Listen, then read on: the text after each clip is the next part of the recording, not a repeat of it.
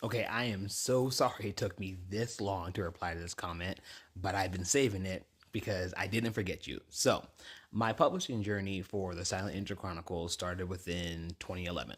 That was the year I joined NaNoWriMo, which stands for National Novel Writing Month. My mother, being the supportive woman that she is, told me about that it was a contest that writers do every single year, every November, and so I should challenge myself, and I did. But at that time, which most people don't know about me, I had already written 13 books. I started writing within my sophomore year of high school, and by the end of my sophomore year, I think I had already written like two or three. Like my hand was just full of ideas and they just could not stop writing. So NaNoWriMo is specific. You have to have 50 K words within 1 month, and that is the standard novel length. Like, I can't tell you if those original 13 books or not were 50K because each of them was actually handwritten. They are literally still sitting in this crate. I mean, we're talking old school journals. We're talking the time I thought I could become a rapper. Now we're getting to the nitty gritty. Here's the second book I ever wrote. Literally, like I've been doing this for a while. Actually, most of these are typed up by now. So I probably do have a word count, but I digress. So if you win or succeed NaNoWriMo, they generally have prizes such as swag or discounts or other writing software and tools.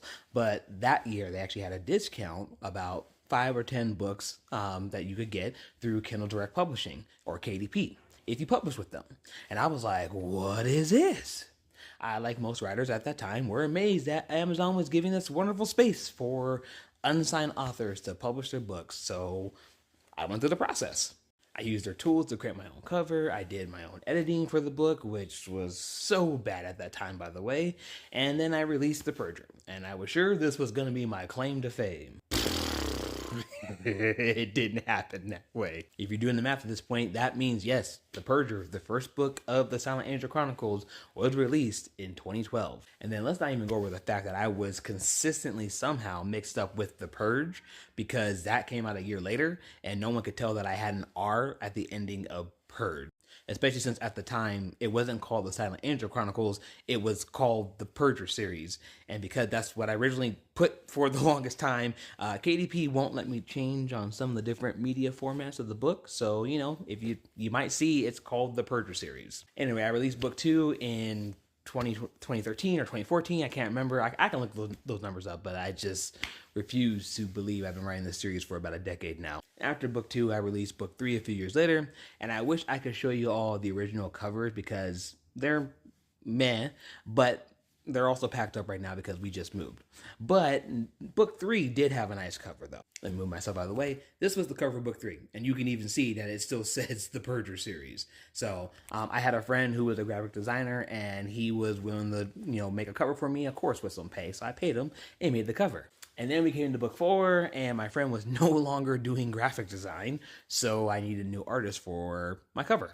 And at some point, I'll have to do another video on my man Martin at Cover Art Studio because there are things there that I want to talk about when it comes to Martin, but I do need his permission first. But Martin did the Lord's work in bringing you all the covers that you know and love now, but he also helped me fine tune what genre I was in because I just kept saying it was a Christian thriller and didn't realize I had written an urban fantasy with thriller and horror elements within it. He helped me create a different name than the Purger series when it came to the Silent Angel Chronicles because I was tired of getting mistaken for somehow being the novelization of The Purge. When I first published The Purger, I was just a 20-year-old kid who had big dreams that, had a few family and friends read the book. And so when it came to Martin doing book 4, when he did the cover and it was so good, I knew I had to make all the covers universal to his artwork. And so we tackled the other 3. So I made sure to go back and polish up everything from the series title to my author KDP page to create an Instagram that I barely use for the series now, but I did create it.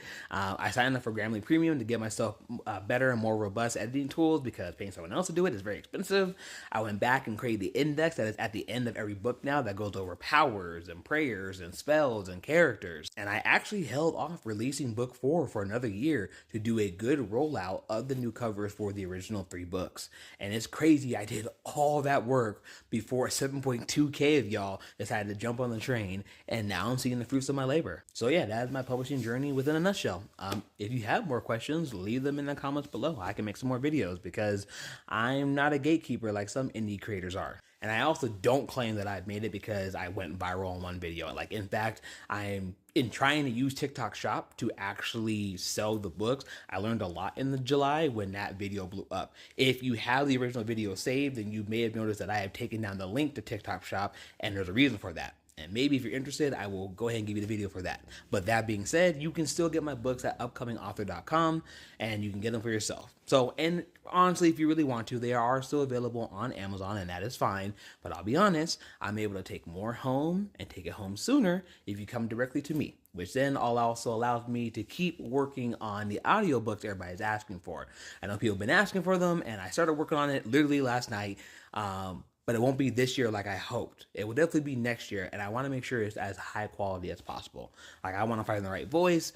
I'm still not sure if I want a male or a female to read it because, honestly, in my personal opinion, I prefer female voices, but the books are in first person, so we will have to see. Like, I want to make sure I do it with the best tools available, and I have thoughts, and y'all can ask your questions in the comments, and we can talk about it. So, and then of course this year for NaNoWriMo, that's when I'm going to be writing book 5.